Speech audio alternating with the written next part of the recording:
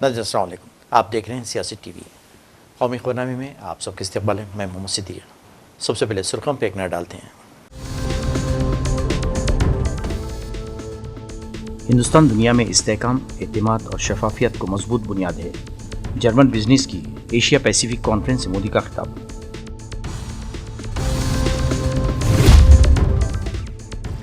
तुम बर्बाद हुए, हमको भी बर्बाद करने की कोशिश कर रहे हैं। बारामूला हमले पर फारूक अब्दुल्ला की पाकिस्तान को वार्निंग। कहा, अमन के रास्ते वक्त का तकाजा है।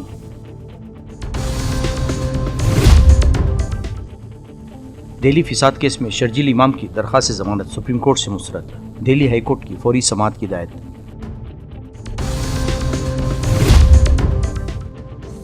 तूफान दाना से मगरबी बंगाल उड़ीसा में बड़ी तबाही, हजारों अफराद बेघर। खरगे और राहुल गांधी की मरकज से इमदाद की अपील। नई सुर्खियाँ, अब खबरों की तफसील पेश है।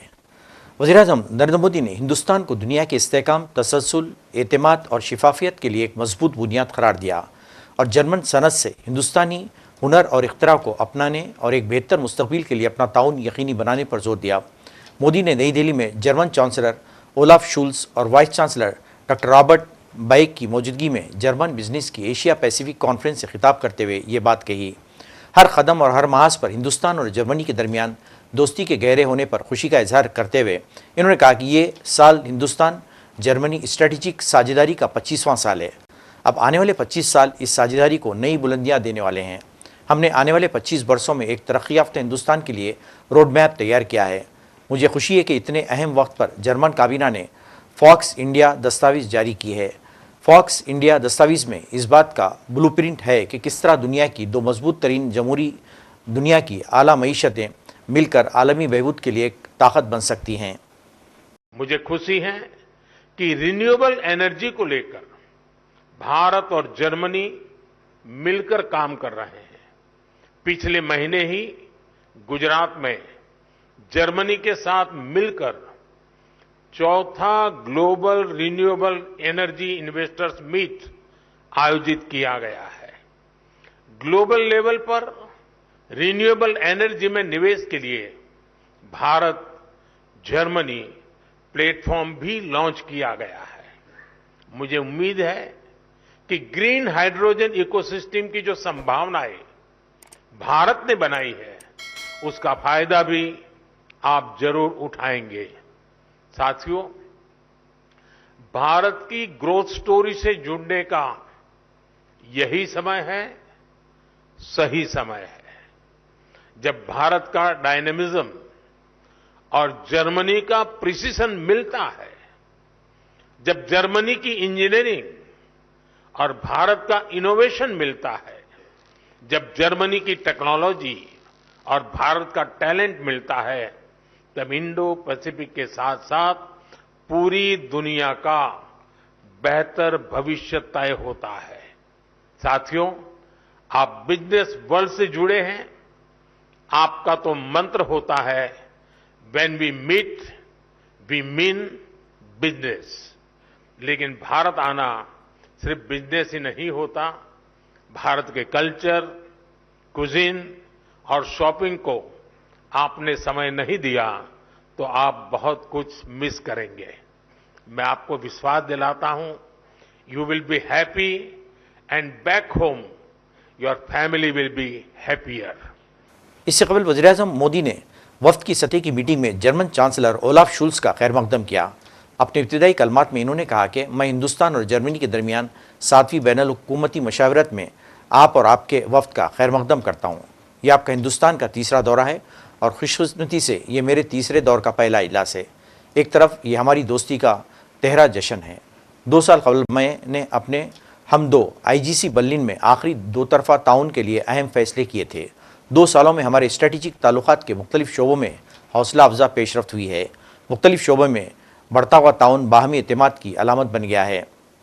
भारत और जर्मनी के बीच 7वें इंटर गवर्नमेंटल कंसल्टेशन के अवसर पर आपका और आपके डेलीगेशन का हार्दिक स्वागत है। एक्सीलेंसी, ये आपकी तीसरी भारत यात्रा है और सौभाग्य से ये मेरे तीसरे कार्यकाल की पहली आईजीसी मीटिंग है। एक प्रकार से ये हमारी मित्रता का ट्रिपल सेलिब्रेशन है।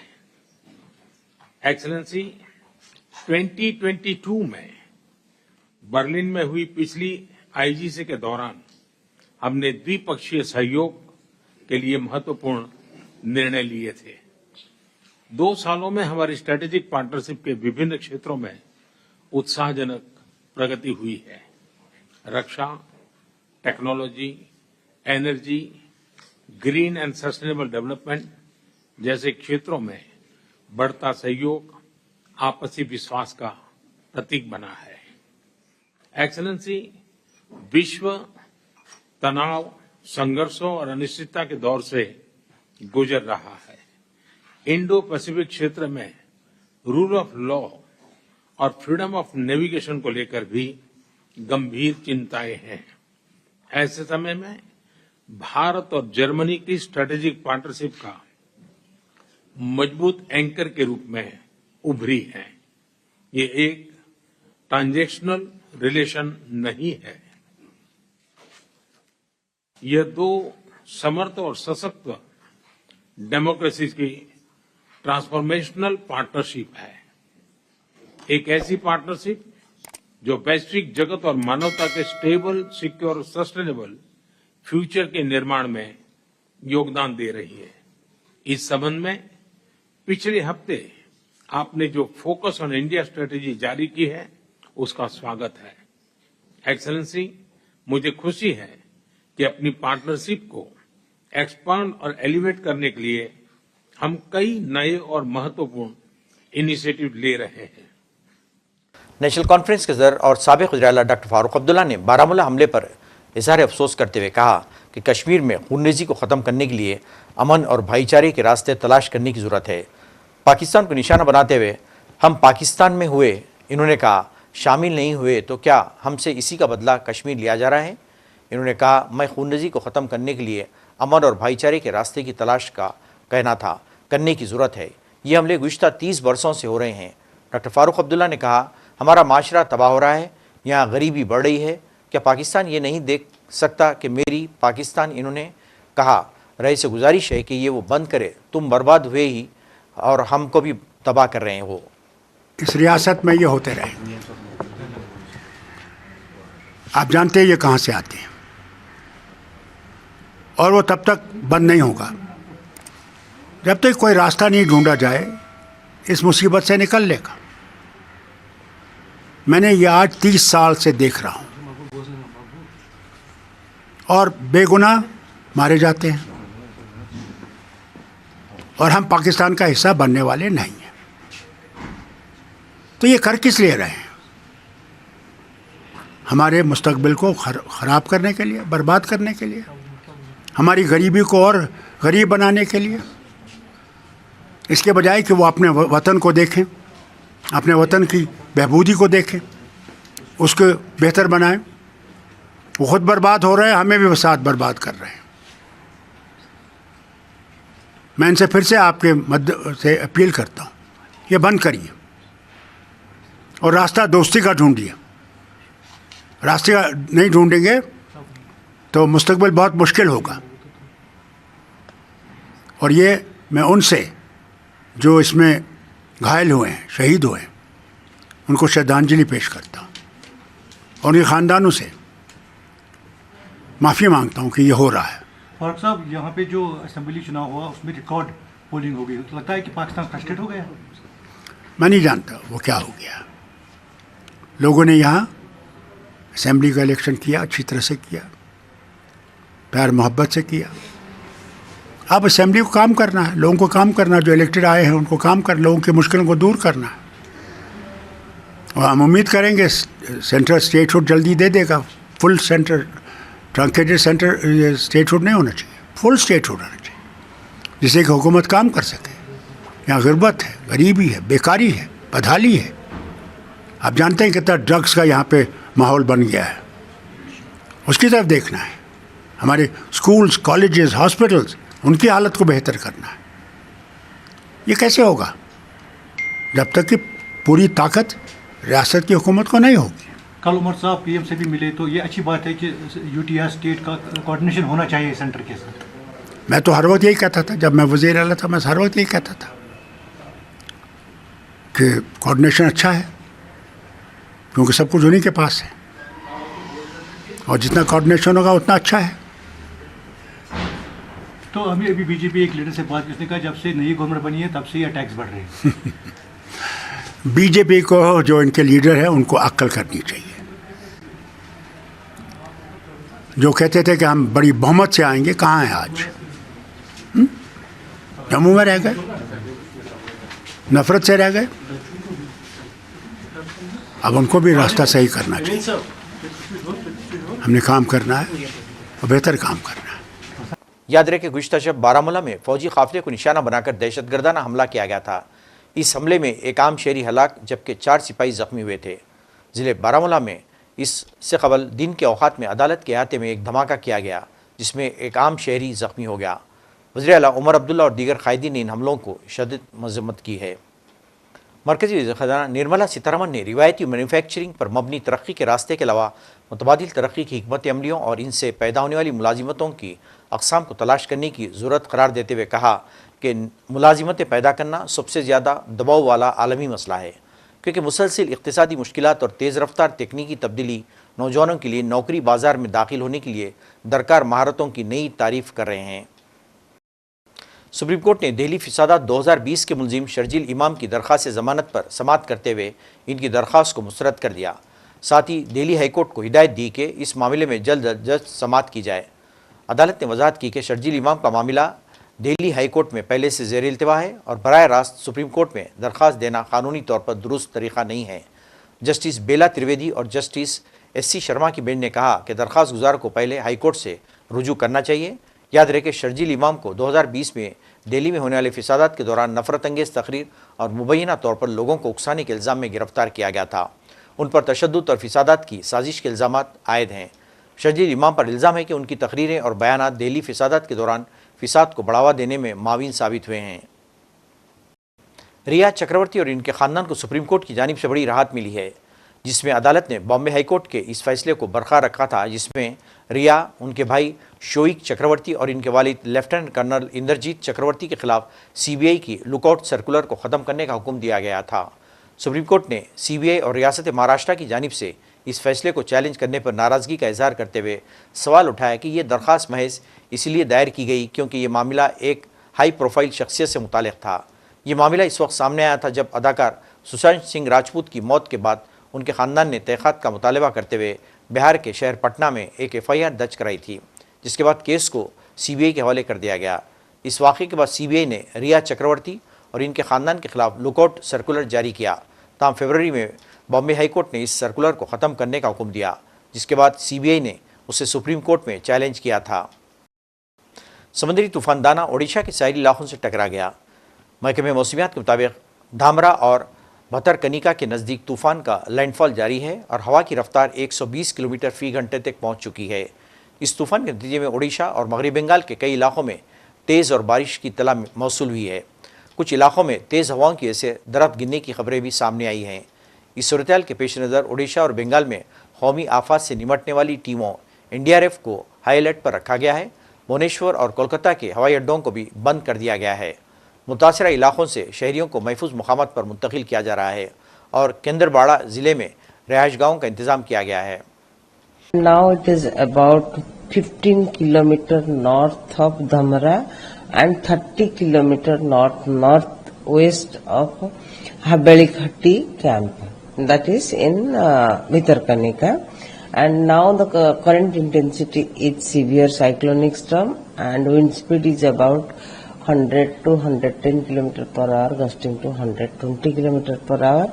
Landfall process continues and the rear sector of the cyclone is entering into the land, and the landfall process would continue for next 1 to 2 hours. It is likely to move nearly west-northwestward across North Odisha and weaken gradually into a cyclonic storm by forenoon of 25th October. Congress और मल्लिकार्जुन खड़गे और लोकसभा में opposition leader Rahul Gandhi ने खलीज बंगाल से उठे तूफान दाना को खतरनाक सूरत करार देते हुए मरकज से मुतासरा इलाकों के लिए हंगामी इमदाद फराहम करने का मुतालबा किया है। खड़गे ने अपनी एक्स पोस्ट में मरकज़ को ताकीद की कि तमाम ज़रूरी इक़दाम करे और आवाम की हिफाजत को यकीनी बनाए। राहुल गांधी ने भी फेसबुक पर एक तफसीली पोस्ट में समुद्री तूफ़ान दाना पर अपनी तशवीश का इजहार किया है। इन्होंने लिखा कि समुद्री तूफ़ान दाना की आमद मगरबी बंगाल और दीगर मशरक़ी रियासतों में उसके असरात के साथ एक संजीदा कुदरती आफात का इशारा देती है। इन्होंने मुतासरा इलाकों के शहरियों से दरख्वास्त की कि इंतज़ामिया की हिदायत पर अमल करें और ख़ुद को महफूज मकामात पर रखें। जैसे जैसे दिवाली करीब आ रही है, कुमार गांव आसाम में कुमार बरादरी अपनी 200 साल कदीम मट्टी के बर्तनों की रिवायत को बरकरार रखने के लिए जिद्दोजहद कर रहे हैं। ये सदियों पुराना फ़न जो कभी माश का बुनियादी ज़रिया हुआ करता था, अब मादूम होने के दहाने पर है, जिससे कम्युनिटी गैर यकीनी के साये में है। कुमार बरादरी जो ब्रह्मपुत्र के किनारे मट्टी के बर्तन बनाने के लिए मशहूर है, एक भयानक हकीकत का सामना कर रही है। मट्टी के बर्तनों का हुनर जो कभी आमदनी का बुनियादी ज़रिया था, जदीद मुसाबिकत और वसाइल की कमी की वजह से मादूम होने के करीब है। इसमें तकरीबन 120 ख़ानदान मुकीम गाँव हैं, जिनमें से ज़्यादातर गुरबत की लकीर से नीचे ज़िंदगी गुजार रहे हैं। कम्युनिटी को मट्टी के बर्तनों के लिए दरकार सहूलतें नाकाफ़ी हैं और कुमारों को चैलेंजेस का सामना है। माहिरीन का मानना है कि हुकूमत की फौरी मुदाखलत और मदद के बगैर कुमार बरादरी का भरपूर सकाफ़ती विरसा ख़त्म हो सकता है। 150-200 साल तो हो गया, हमको तो पता नहीं, लेकिन जो हमारा पिताजी था, उस लोगों ने भी बनाया था। उस लोगों ने बोला था कि यार बहुत पुराना दिन से गांव है, नदी के किनारे का गांव, और मिट्टी बनाने के लिए नदी का किनारे से मिट्टी लेकर आने से अच्छा होता है। तब से आप लोग यही कर रहे हो, जिससे आप लोग का घर चलते हैं, तो यही आप लोग कर रहे हो। तो अभी कैसा है मार्केट, अभी कैसा हो रहा है आप लोग का? अभी मार्केट डाउन है। हमारा के लिए कुछ भी सरकार नहीं कर रहा है। हमारा एक्स्ट्रा मार्केट होना चाहिए, और आप लोगों को द्वारा हमको सरकार को ये बोल रहा है कि हमको कुछ इस मिट्टी का बर्तन बनाने का हमको कुछ दीजिए, और जो साग है उसमें बनाने से जल्दी हो जाता है ये काम। अभी हमारा माँ जितना इतना नहीं बना पा रहा है, हाथ से बना रहा है। साग और इलेक्ट्रिक की सुविधा की बख्शिश होने से हमारा ये काम जल्दी हो जाता था। सेल कम हो रहा है। अब जो जोरहाट में हमारा टाउन में अभी जो हमारा पिताजी के दिन था ना, उसमें पॉलिथीन का पैकेट नहीं था। अभी तो ये पॉलिथीन का पैकेट आ गया, इसीलिए हमारा ये बिजनेस डाउन हो गया। नाज़रीन, आखिर में सुर्खियों पे एक और नज़र। हिंदुस्तान दुनिया में इस्तेहकाम, एतमाद और शफाफियत को मजबूत बुनियाद है। जर्मन बिजनेस की एशिया पैसिफिक कॉन्फ्रेंस से मोदी का खिताब।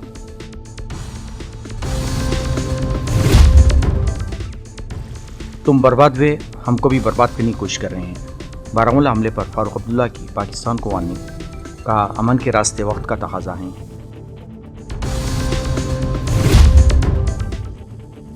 दिल्ली फिसाद केस में शर्जील इमाम की दरख्वास्त जमानत सुप्रीम कोर्ट से मुस्तरद, दिल्ली हाई कोर्ट की फौरी समाअत की हिदायत।